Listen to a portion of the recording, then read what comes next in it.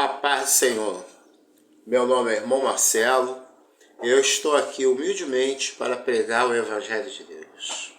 Meus irmãos, Deus é bom o tempo todo, mas o homem é mau quase o tempo todo. Meus amigos, as evidências, elas são bem claras. E vivemos num mundo conturbado, um mundo dificultoso, onde as pessoas procuram ter razão. E, na verdade, são muitas questões para se falar.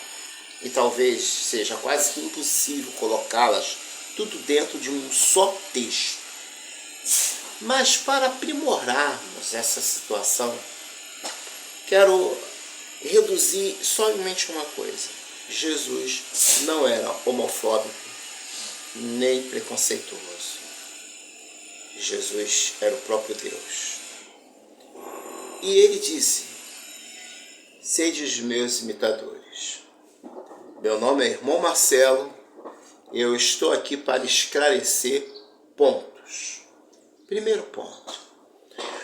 Nós vemos muitos irmãos, quase na sua grande maioria, e na verdade, vemos que eles abrem questões até políticas, tentando induzir o Evangelho de Deus à política de um raciocínio lógico, a quais eles têm o seu machismo e como prioridade social, como isso fosse questões governamentais. Até porque o governo deve cuidar do Estado, da máquina do Estado, e não cuidar de maneira alguma, da parte social a qual prevalecem os tais bons costumes que eles defendem, que é o machismo, que são uma sociedade predominante. E na verdade, o que encontramos é uma grande falha. É tentar associar o Evangelho a esses costumes judaicos. Até porque nós somos judeus. Somos co-herdeiros da herança de Deus. Mas nem entre os judeus se encontram esses homens. Vocês querem ver? Um grande exemplo disso foi que os samaritanos eram um povo desprezado pelos judeus por vários pontos. Eu vou fazer algumas colocações. Primeiramente porque eles não se casavam. Na realidade, eles se ajuntavam. Agora, vamos parar para pensar. Naquela época, nem todo mundo, nem judeu, conseguia se casar, porque casar custava muito dinheiro. Então, nós vamos pensar numa coisa aqui. De quem nós estamos falando? Estamos falando da elite. Quem são a elite? Aí vem o ponto, Estamos falando sobre os escribas e os fariseus, doutores da lei, aqueles que tinham condições. Porque, para imaginar, para você poder ter um papiro, custava muito dinheiro.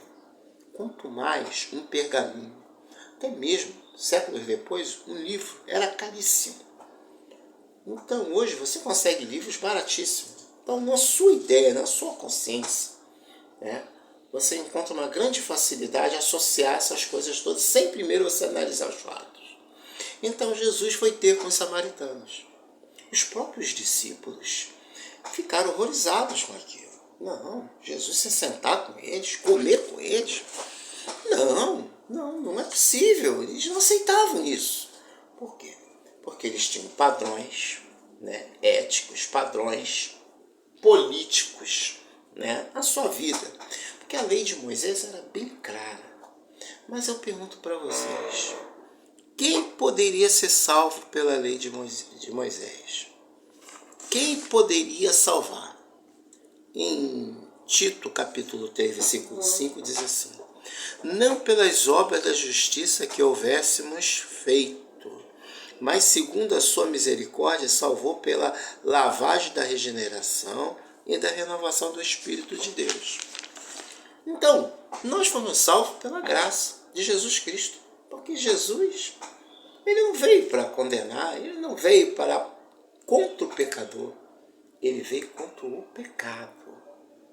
Então ele veio para quem? Para quem estava enfermo e doente, mas a maioria daqueles sacerdotes, a maioria daqueles escribas, fariseus, você sabe que eles não precisavam de Jesus. Eles se sentiam num grau de espiritualidade. Só que eles eram corruptos. Porque quando Jesus entrou no templo, encontrou os cambistas vendendo toda aquela mercadoria que era a 10ª parte que o povo, as tribos entregavam para os levitas.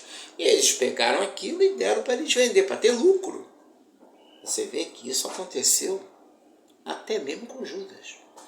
Ele vendeu Jesus por causa do dinheiro. Até na questão do perfume, quando aquela mulher despesa aquele perfume precioso sobre os pés de Jesus, para lavar os pés de Jesus, eles tudo ficaram apavorados. Não, aquele perfume é muito caro. E Judas logo assim, ele colocou uma questão que poderia vender aquele perfume para dar para os pobres. Mas era mentira. Era mentira. E é o que acontece hoje nas igrejas. Eles não estão preocupados com a sexualidade das pessoas na política. Não.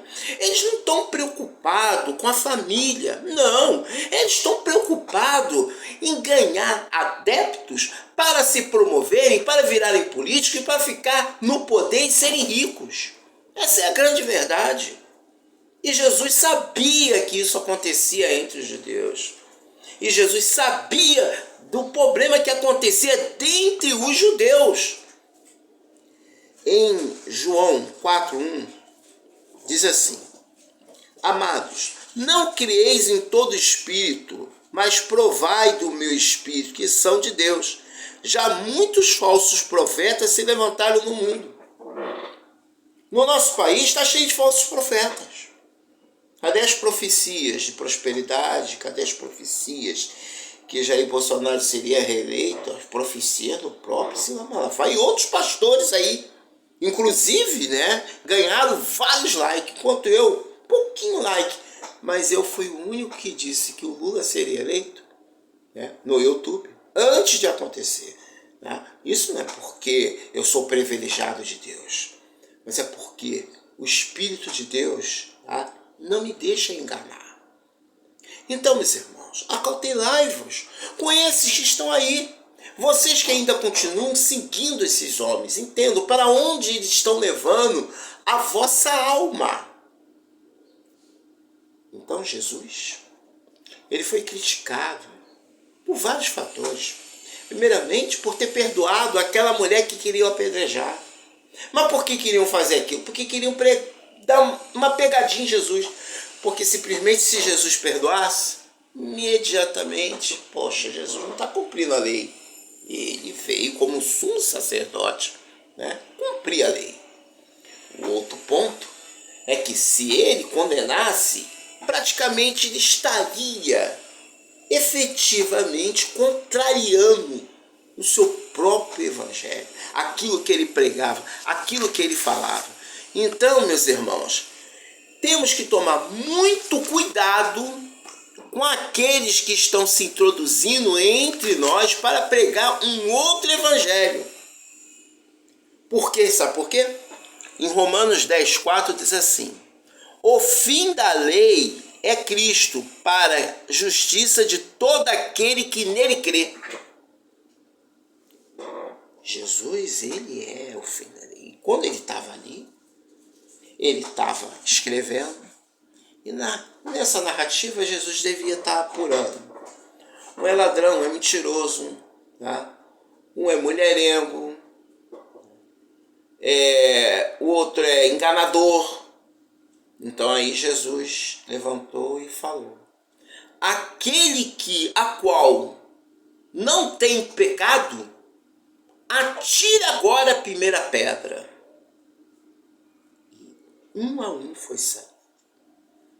E logo depois, os escribas e fariseus de olho nele, que iria falar: caramba, eles ficaram indignados com Jesus, mas estavam ali esperando. E Jesus disse assim: cadê teus acusadores? Eles foram todos embora. E Jesus disse para aquela mulher: e eu também não te condeno. E disse para ela: teus pecados estão perdoados. Rapidamente eles olharam entre si e falaram: que está cometendo sacrilégio, está cometendo pecado, só Deus pode perdoar os pecados, porque eles não tinham uma visão, seus ouvidos estavam tampados, suas vistas não viam. É o que acontece hoje quando nós pregamos. As pessoas rejeitam, as pessoas nos caluniam, as pessoas dão like ao contrário e ficam fazendo denúncias, falando porque eles se irritam por causa de Jesus Cristo. Meus amados, prestem bem atenção aqui no que eu vou falar. Atos capítulo 13, versículo 39. Pela lei de Moisés, não pudeste ser justificado. Por quê? É justificado por quê? Pela graça de Deus. Pela lei de Moisés, ninguém poderá acessar. Quem trouxe as tábuas da lei? Depois que aquele bezerro foi destruído. 10 mandamentos. Não, 10 mandamentos não é lei. Ué, não é? Como não? Claro que é. É obviamente que é. Agora eu te digo. Eu perguntei para o pastor: então, pastor, você consegue cumprir os 10 mandamentos? Ah, claro que sim. Então, meu irmão, você é igual a Jesus, você é sem pecado. Ele o quê? Você é sem pecado. Porque Jesus foi o único que não cometera nenhum pecado. Então, meus irmãos, o que Deus quer de nós? Está aqui, Timóteo, 2 Timóteo 1,9, que nos salvou e nos chamou com uma santa vocação, não segundo nossas obras, mas segundo o seu próprio propósito. Política é uma obra humana. Não pode ser associada ao Evangelho de Deus, de maneira alguma. É uma obra humana. E sendo uma obra humana, descaracteriza tudo aquilo que Jesus disse. Porque Jesus disse o quê? Sede meus imitadores. Então,